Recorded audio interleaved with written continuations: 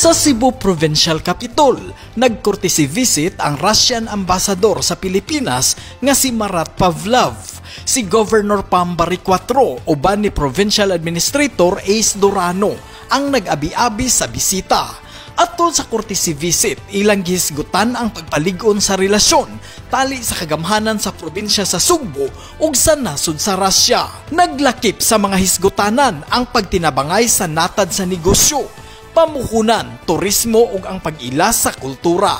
Ang maayong relasyon sa nasod sa Russia na panglantawan nga dako og tabang sa Sugbo sa bag-ong administrasyon sa pagpalambo sa ekonomiya. Ang ambasador sa Russia nang imbitar ni Governor Pambari IV sa pagtambong sa umaabot nga selebrasyon sa ika-50 ka tuig nga diplomatic relations sa Pilipinas ug Russia.